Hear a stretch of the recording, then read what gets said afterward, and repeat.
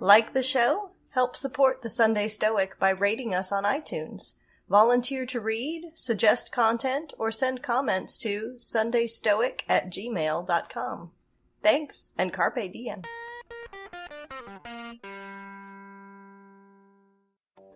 Justice, temperance, wisdom, courage. Applying ancient philosophy to modern times, this is the Sunday Stoic. On today's show, we have Gregory Lopez. He's the founder and organizer of the New York City Stoics and the director of membership for the Stoic Fellowship. Greg, welcome to the Sunday Stoic. Thank you for having me. So, can you tell us a bit about yourself and how you discovered this philosophy of Stoicism? So, I had a background interest in philosophy for quite some time and took some ancient Greek philosophy in college, but it was primarily just limited to Plato and Aristotle, and the Hellenistic philosophers kind of were skipped over. And through various things and a streak of volunteerism, I wound up running a nonprofit organization in New York City that teaches cognitive behavioral techniques in a peer support setting. And from there, I discovered that cognitive behavior therapy, specifically the first form of it called rational emotive behavior therapy, was influenced heavily by the Stoics. The founder, Albert Ellis, had his clients read parts of Epictetus to start off their sessions sometimes. So from there, I was like, hey, I don't know much about Hellenistic philosophy, and dug into it a little more and kind of discovered that it was more of a practical philosophy and that it's different from the kind of academic focus that you find in philosophy today. So I picked that up and looked online and found that there were a small group of people online at the time who were trying to actually practice Stoicism in the modern world. They're still around, and they're called the New Stoa. And so I signed up for a couple of email lists and stuff like that, but there were no in-person Stoic groups on the ground. And so I decided to found the New York City Stoics in 2013, partially to attract other people, but also partially to have a few more eyeballs on myself so I can kind of be more motivated to both learn the theory as well as practice. Excellent. That's sort of why I started doing this podcast. Brand new at studying the philosophy, I read Bill Irvin's book and then read a few others and thought, well, if I do a podcast that's sort of like a writing journal where I'm just trying to understand things and put things together, and if someone listens, then I'm accountable each week to come up with something new to say. And that's sort of how I treated that. So, as a practicing, what's the correct term? Prokompton? Is that the prokomptontes, I think, is the masculine form. Okay. Yeah, but my Greek is rusty, so don't quote me on that. But I guess it's too late. So that's all right. So, do you have any favorite Stoic practices that you find work really well for you? I personally.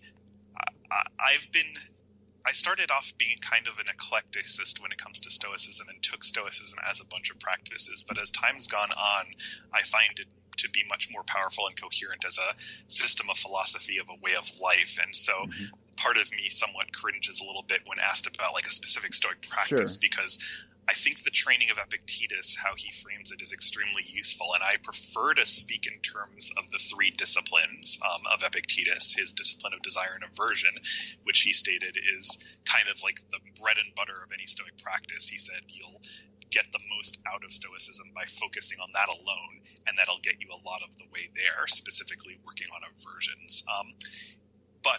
So now that I didn't answer your question, I'll actually answer it. I suppose in terms of practices, I find keeping at-hand phrases for unique situations that I could memorize and repeat to myself to be somewhat useful. In addition, journaling at night, taking account of how things went, and then also specifically saying how can I actually apply this the following day is something that I've done quite a bit so I say what I have done well virtue-wise and poorly virtue-wise, and then say, what could I do differently in the future? And then in the morning, during my morning routine, I look at that last part and then do like a 5-minute visualization of like, okay, given what my day's roughly going to go like, could I apply this? Sometimes what I've learned in the past isn't applicable to the following day, and so be it. And sometimes it clearly is. And so those are two of the basic Stoic practices, but I find especially working on aversion to be pretty useful by essentially taking note of things that I don't like and then essentially trying to expose myself to them slowly over time. Excellent. Thank you. That brought up a point I kind of wanted to ask you about, since I don't get to talk to an expert on the philosophy too often. I know you may not. I know you're not a sage, but you're a much better expert than I am. So could you talk about those 3 disciplines and just briefly and how they relate to the virtues of Stoicism, perhaps? Yes. So the 3 disciplines are Epictetus's framing of Stoic practice, and we should say that most of the texts, like Donald Robertson has quoted the figure 99%. I'm not exactly sure where he got it from, but I'll take his word for it, that 99% of the Stoic texts are gone. We don't have them anymore. And so, although these disciplines appear mainly in Epictetus, and we don't really see much of that beforehand, we can't really say that Epictetus invented it because we have no idea. But that being said, Epictetus didn't focus too much on talking about virtues, which a lot of previous Stoics did. Instead, he framed his practice through what he called the 3 disciplines, or actually he didn't call them that specifically. That's a term that was introduced by the French scholar Pierre Hadot. But they're very clear in Epictetus. If you read the discourses especially, it would be hard to miss them. So the 3 disciplines are, the first one is the discipline of desire and aversion, which is where he suggests everybody start out with and everybody work them hardest on. And this consists of 2 phases. Primarily, it's unfortunate because sometimes it's shortened to the discipline of desire alone. However, Epictetus emphasized working with aversions more strongly than desires. So the goal is to look at what you're averse to in the external world, the externals, the things that are not in your control. And in using several techniques, primarily exposure plus convincing yourself that they really aren't good. Like if you're averse to judgment from other people, then you sit down and work on arguing with yourself as to why it's not really worth it to be averse to other people's poor opinions of you. So you work it out in your head, and then you go and expose yourself to it with short at hand phrases. And so you expose yourself to aversion in externals. Simultaneously, you work on cultivating an aversion to internals, meaning if you screw up in your virtue, then you should be averse to that. So that's the discipline of aversion, and that's like the first step. I want to insert something for modern audiences here where Epictetus doesn't say you're a horrible person and you should hate yourself because you're screwing up. So what you should be averse to are your character traits. And being averse to the character traits is a lot more useful than being averse to yourself, because you are who you are. But your character traits give you a little more to work with, a little bit more of a focus. So if you don't like the fact that you're averse to how people judge you in public when you're publicly speaking, then there are action steps you can take for that. Whereas if you just judge yourself to be a horrible human being, then what are you going to do with that? So that's the discipline of aversion. And then the desire, Epictetus said, your main goal is to not desire anything. So the Stoics kind of differentiated between strong desire, something that makes you upset if you don't get it, and preferring or aiming, where you could go towards something, but you wouldn't be devastated if it didn't happen. And so the discipline of desire and aversion is those first 2 parts of aversion that I mentioned. And then in addition, to not desire anything. So if you really want, like for instance, one way I'm screwing up right now is my computer's old and a little slow, so I find myself going online and window shopping for Sure. computers, and it's like, oh, I really need that new computer. But instead, I should probably kind of just tone it down and look at ways to just go and get the thing if I tend to need it for certain functions, but work on toning down the desire for it. So that's the first discipline, and that was a lot in itself. So I'm going to pause there and ask whether I should continue or not. Okay. So the second discipline is the discipline of action. And so once you kind of cull your desires, the question is, what do you then fill your desires with? And the Epictetus' answer to that question is pro-sociality, essentially. So the discipline of action is to focus on your urges to act in various situations and try to craft them to be exclusively pro-social or at least not anti-social. He focuses on the first discipline of a desire and aversion first, because if you're averse to like other people's judgments about you and a lot of externals, then you're not going to do very well in the discipline of action. So they kind of build on each other. And so that is the second discipline in a nutshell. So focusing on one's actions and impulses to act. Then what Epictetus describes as the icing on the cake is the third discipline, the discipline of assent. And this is explicitly said by Epictetus to be for advanced training. You don't really get there toward the end. And he also, like he says in a couple of passages, like somebody would be very lucky if they died while practicing the discipline of assent, because like that means they're almost there. So the discipline of assent, Epictetus also says, does not add anything new to the first two disciplines. You're still working on the same things, namely your desires and aversions and your impulses to action. However, the main difference is that you're focusing a lot more intensely on your moment-to-moment value judgments of how things are going on. And so it takes a lot more work, and you kind of look at all your value judgments as they arise a lot more quickly than in the gross manner of the first two disciplines when you're training that. So those are the three disciplines in a nutshell.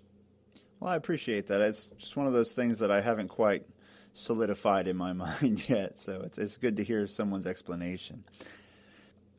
As I said in the introduction, you are the founder and organizer of the New York City Stoics and director of membership for the Stoic Fellowship. So this sounds like you're into working with others and introducing others to the philosophy, or do these? I guess a lot of people probably wouldn't sign up for something like that unless they have some idea what they're getting into. I don't know if you have recruitment efforts, if you will, or people just find you. Go ahead.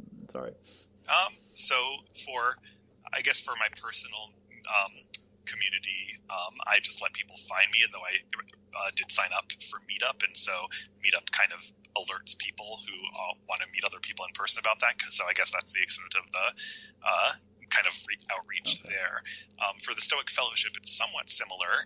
We try to make sure that people know about us who may be interested to start out with, but I can't speak fully for the fellowship, but I think we're in agreement, but at least in my opinion, I don't think that Stoicism should be proselytized, right. And for a couple of reasons. Primarily because it's not necessarily a good fit for everyone in at least two ways. The first way is that it aims toward a very specific end, and there are other philosophies, even within Hellenistic philosophy. The Hellenistic philosophies are unified by all just trying to achieve human flourishing, or eudaimonia, but they disagree upon what that means. And so Stoicism has a specific way of flourishing, but Epicureanism would have a somewhat different way. So if you successfully followed the Epicurean path, it's aiming toward freedom from pain primarily, whereas Stoicism is aiming towards excellence of character. And what those two can get you is arguable, but if somebody doesn't really think excellence of character sounds like a good deal compared to freedom from pain, then maybe they should be an Epicurean. So that's one reason why. And secondly, even if somebody wants to aim there are lots of different ways to go about getting to a given end, and maybe the techniques and philosophy of Stoicism is not necessarily for them. So because I don't believe it is the one and true way, and I find proselytizing to be slightly obnoxious, I'd rather not go out and do that. But I would like people who may be interested in Stoicism or founding a Stoic community of their own to at least know about it as an option. Sure. So what is then the Stoic Fellowship? Could you explain its goals and role? What are they trying to accomplish? So the Stoic Fellowship is essentially trying to fill a small gap that currently exists in the Stoisphere. Overall, there's a lot of online activity, but there's very little in-person communication and learning. And that's because not many people know about Stoicism, so it's hard to find people. In addition, we're pretty sure that in ancient Stoicism, personal connections with one's Stoic teachers and tutors were extremely important. And so having face-to-face communication and trying to learn together is probably useful to people's practice if they want to practice Stoicism. So for that reason, we wanted to kind of be the go-to source to list on-the-ground Stoic communities in a hopefully easy-to-find way, so that if somebody ever says, hey, are there Stoics in my area who I can meet up with, they can come to us. There is also, I mentioned the New Stoa at the very beginning, and they're the originators of things. They have something called the Stoic Registry, where you can go and look up Stoics in your area and contact them if you want to meet up. So we'll let them have that. I mean, that's their domain, but our goal is to kind of list groups that are active. And our second goal is to support those groups in any way possible. That is by helping people get over hurdles in order to found a group, as well as providing material in order to help keep the group going. And then we hope to kind of glean best practices from that as we go along, so that we can spread the word, because it's still a little young and we don't exactly know what best practices are and if they exist in this domain. So let's say I decide to get a group going here in Arkansas. What would be the best way to go about starting a Stoic community like that, or a Stoic Fellowship group? So the easiest way is to contact the Stoic Fellowship by going to stoicfellowship.com and clicking the join button, and then filling out a little form saying I want to start a community, and then going back to you. But the three main steps that we try to guide people through is, in order to have a community, you need to have 1, people, 2, a place to meet, and 3, something to do. So in terms of finding people, we have a database of people who contact us, and we try to look to see if anybody's in the area. And so the first thing we do is put them in contact with other people who've contacted us. We also simultaneously recommend checking out the New Stoa and the Stoic Registry and signing up for it themselves and looking for people in their area there. They could also ping Facebook. Donald Robertson runs the largest Stoic Facebook group at around 34 to 35,000 members as of this time. So you could always just make a post and say, hey, I want to meet up. Is anybody around? And finally, we do sometimes recommend meetup.com, although it does cost money, so you have to be financially able to spend, I think, $90 in the US for 6 months to give it a go, and it may or may not work. And then there are sometimes more traditional methods which are a little more work intensive, like if you are by a university, you can always post things there, or talk to the local philosophy professor and see if he knows of students who may be interested. Put things up on the local community boards and stuff like that, although the volume of that is depending, and it also depends on the foot traffic in your area. But all of those are ways to get people, which is step 1. Step 2 is finding a place, and that's usually pretty easy. There are lots of community centers. You can get a library room, and you can also do lots of other things, like meet in a quiet coffee shop or bar or something like that. And then the final step is curriculum. What you actually want to with your group. And the main answer to that question is that it really depends on what the group is like. Different people may have different needs, and so we do encourage people who organize their own Stoic community to pay attention to what people are coming there for and what they want out of it, whether they want to kind of read some Ryan Holiday, or whether they want to have an open discussion of Stoic practice, or want to discuss like how to deal with emotions. Like, there are lots of different things. So we do feed people some options to start the group, but ultimately our hope is that after we give some options, that they'll kind of notice what the group is like and take off on their own from there. Excellent. That sounds like a great thing. So if listeners want to see if there's a group near them, they can go to, what was the website one more time? StoicFellowship.com. StoicFellowship.com. And check it out. I think there's a map with pins where people have shown interest, or where there already are communities, and you can see if there's something near you. On the same note, then, I think you're also involved in a Stoic camp. Is that correct? In New York? That's correct. Yep. So we, I've been co-running Stoic Camp New York with Massimo Pigliucci for a while. For the past 3 years, we got the idea from somebody from the University of Wyoming, Rob Coulter, who started Stoic Camp in Wyoming, and Wyoming is much more amenable to camping than a lot of, at least New York City. But we do go upstate and go on a grounds, and we're a little less rustic than Stoic Camp Wyoming. But Stoic Camp Wyoming started by using, if I recall correctly, he used Stoic Week material from modern Stoicism, and then people just went into the woods and practiced for a week following that material. Currently, I think they're doing they're reading Marcus Aurelius's Meditations, and they just have small group discussions over the course of several days.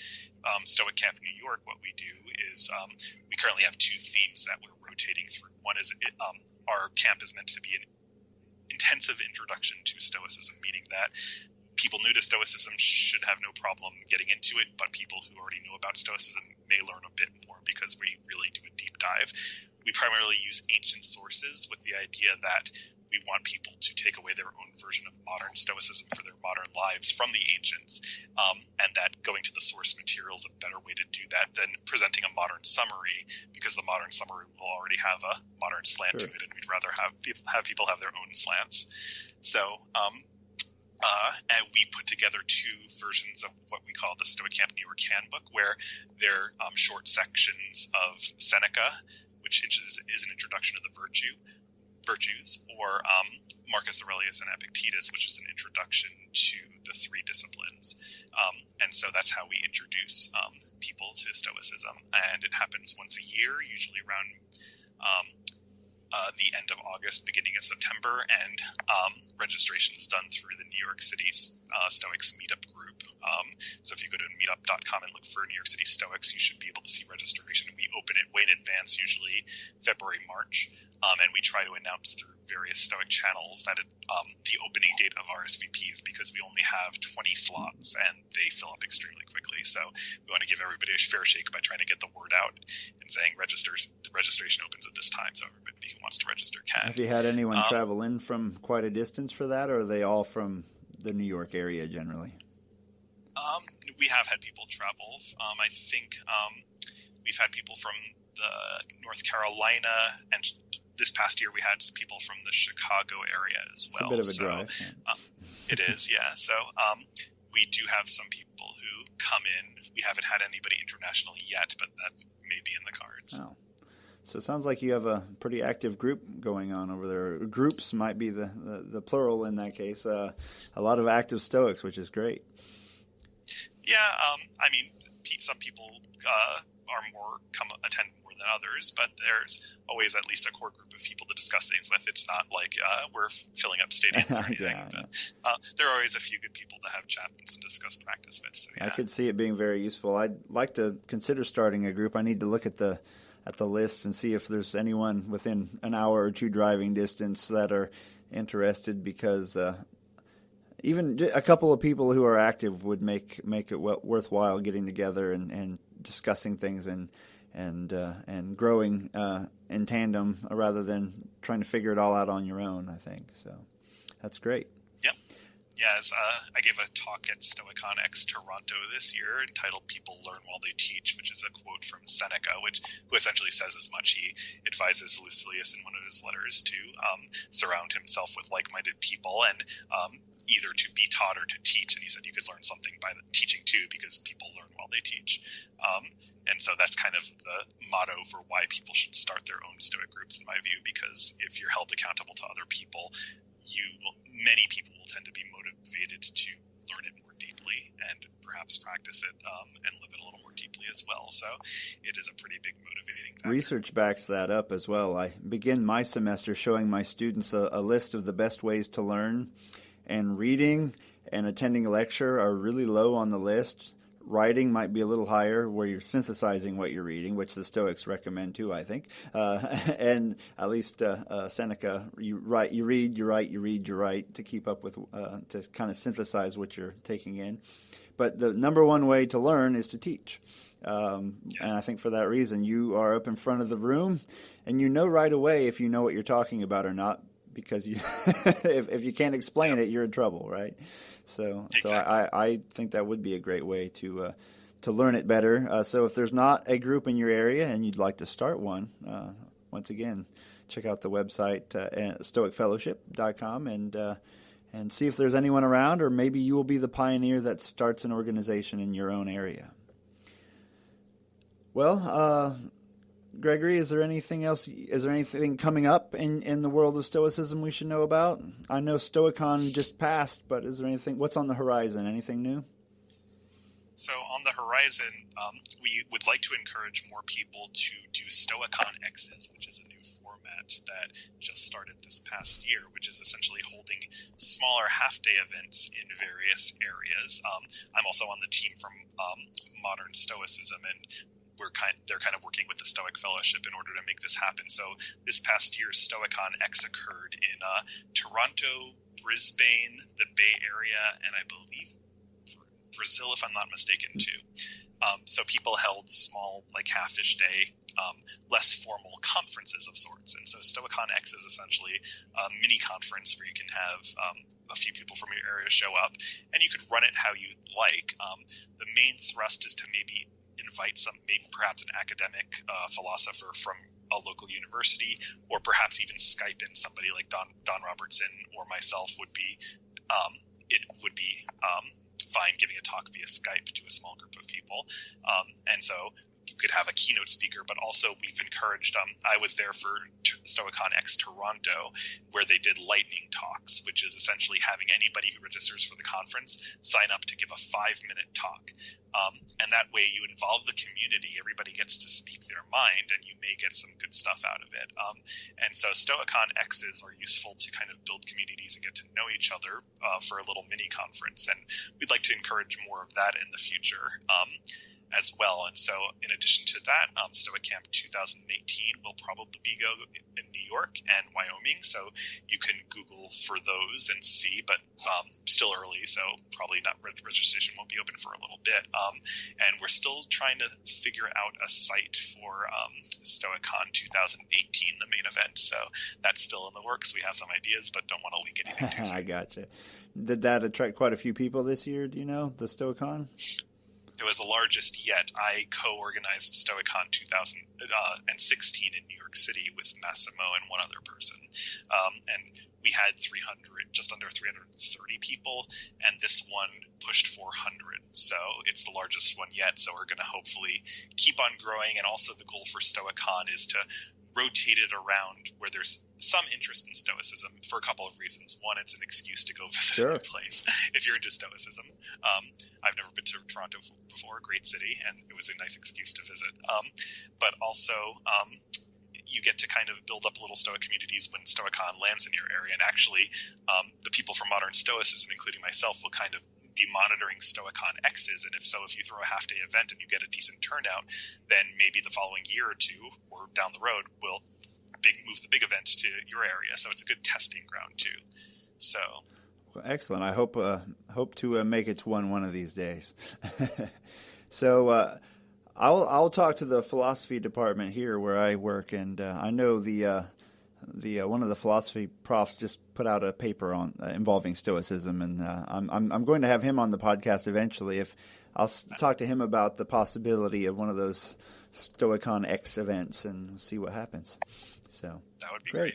Well, Gregory, I really appreciate you joining the podcast, and maybe we'll get together again if something exciting is coming up, if you don't mind. Sounds good. Yeah, I definitely want to, and hopefully I'll talk to you behind the scenes about the exciting start of your own Stoic community. All right, sounds great. Well, have a great day. Thanks again. All right, thanks to you. Bye. Bye-bye.